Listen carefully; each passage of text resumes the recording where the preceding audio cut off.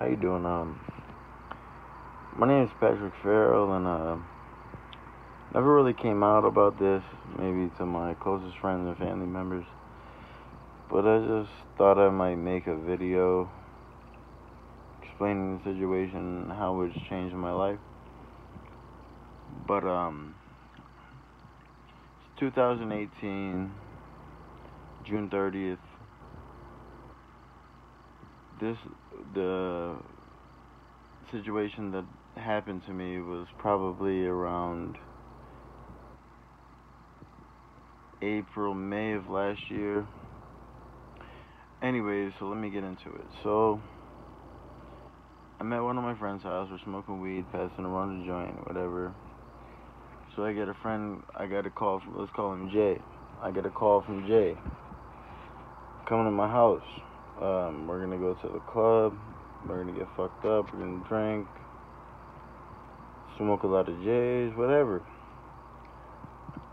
Just like to just get on the bus from where you're at and come to where I'm at, to where you lived on, which was the corner of Broad Street and Madison Street in Hartford. A couple houses down Madison Street. So anyways, yada yada yada. I left where I was at. I got on the bus, took the bus to downtown, took the bus down Park, got off in the corner of Broad, got a beer and a Lucy at the store, walked to his house, which is probably about 3 to 5 minutes from there. So I go there, and he says, well, I'm going to go to the bootlegger.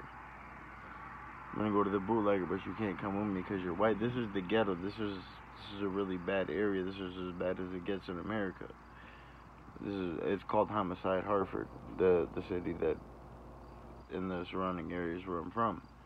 So anyways, he said, just stay here, just stay in my room, just chill, play 2K, whatever, until I get back. But he leaves me with a bottle of Wray and Nephew, like a little pint. He drank maybe three quarters was maybe full of it.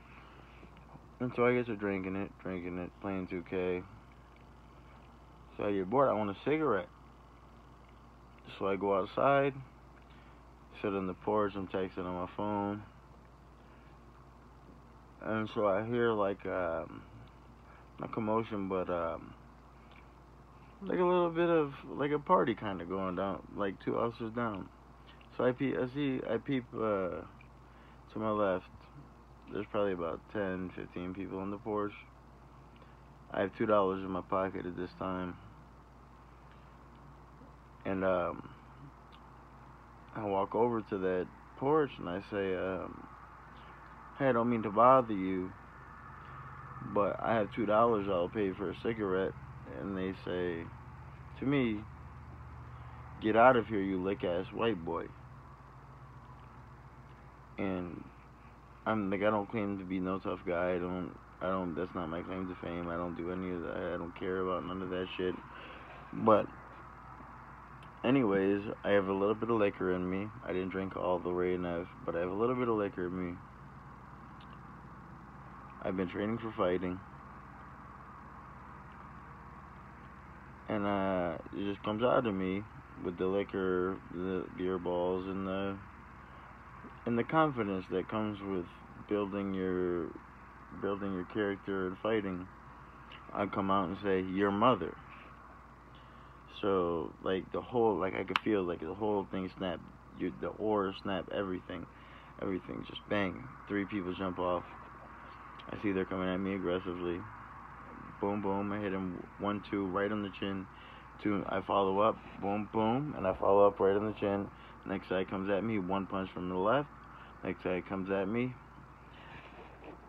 and I punch him, but I feel with my elbow down here, like a little, like it's like it feels like water, and so I look down, and there's blood squirting out of my right side of my body, and I said, and like it took me a minute, like I'm looking down and I'm just, oh shit, I got stabbed, either got shot or stabbed, so bang. I start to run. I get stabbed as soon as I start to run, right in the back. 2 centimeters from my spine, and I will show the pictures if you don't believe me. 2 centimeters from my spine. So I go in. I try to run back into my friend's house. Didn't get the door closed in time. So they're in there, and mind you, when you get in there, there's his room, and then there's like a hallway, like a little hallway where you get into the rest of the house. That door is locked. So I run into his room, and I'm jumping around his bed trying to avoid these 3 people that follow me inside his house. So I do, and they're stabbing, they're like poking at me with knives. They all 3 of them have knives. This is how this happened. Like, this is pretty healed up, but I must have got stabbed 3 to 4 times here. But I was blocking with it. Thank God that I did sports and boxing and MMA and football and things like that my whole life. I keep my mind sharp.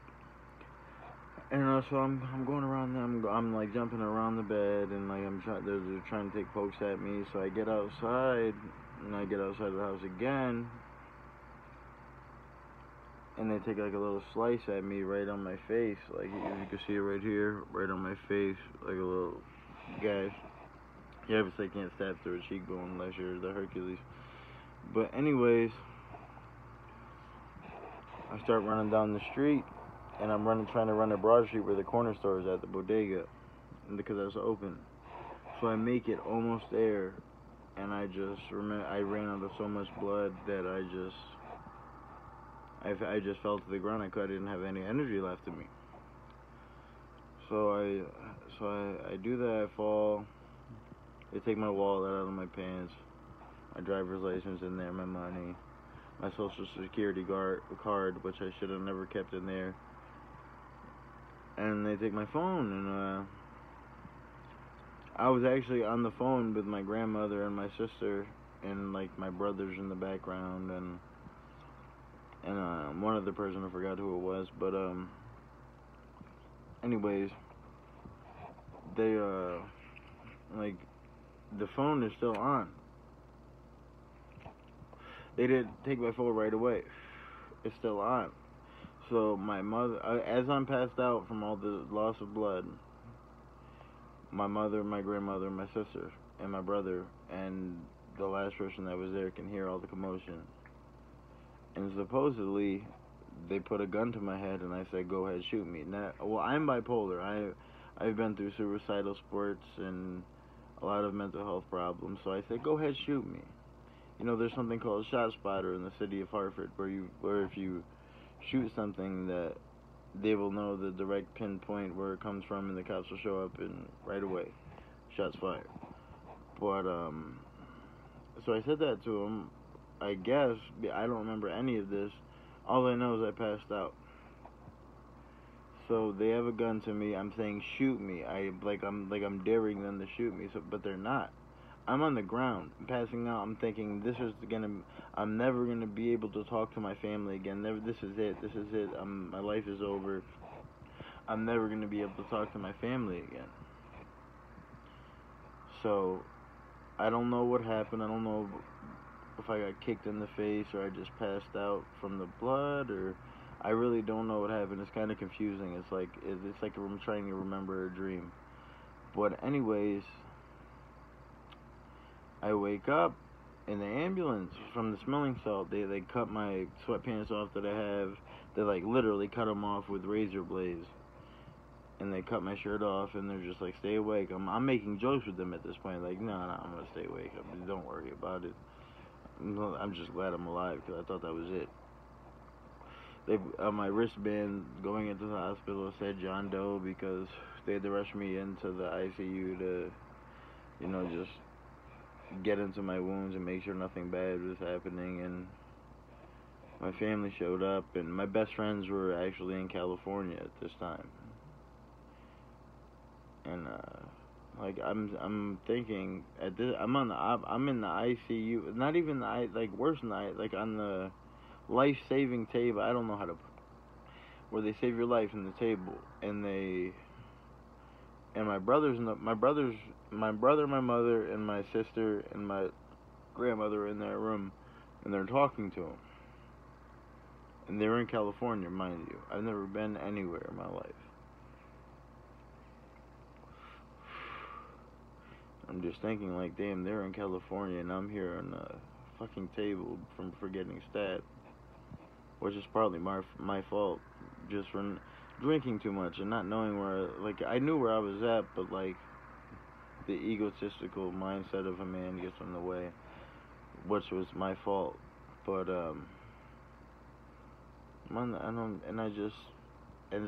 something happened, something came over me, where I need to do something with my life. I need to change my life. I need to make something out of my life, because this could have been it. That could have been it. Could have been over with, and it never would have been anything. So long story short is, after that experience, because I did go through that experience, it's not quite what you think of your life flashing before your eyes, but you do get little spurts of, like, memories and things like that.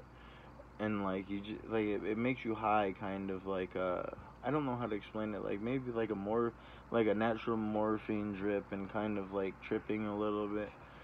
But something hit me where I was just like, yo, I gotta follow my dreams, or, because my dreams aren't gonna follow me. So ever since then, I've been building myself up, building up my confidence, and just realizing how short life really is, even without the violence and maybe dying over some violent stuff, that I need to do something with my life. I need to make a dent in life, and that's where my life has taken me right now, and I'm really learning everything that I wanted to learn and doing everything that I wanted to do at a rapid pace.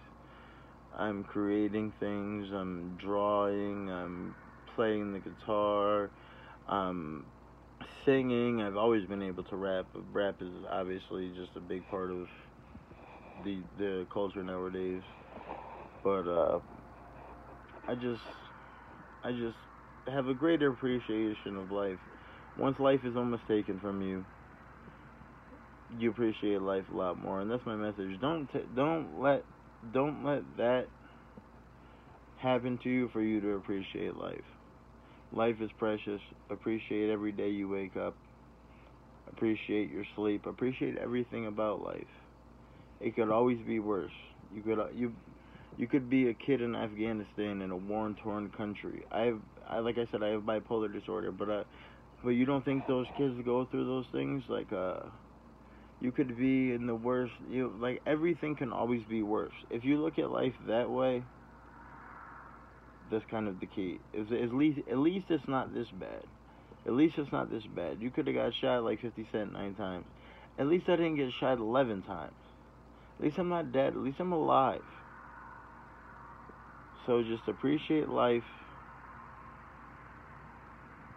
Appreciate the gifts that you have. Realize everything happens for a reason.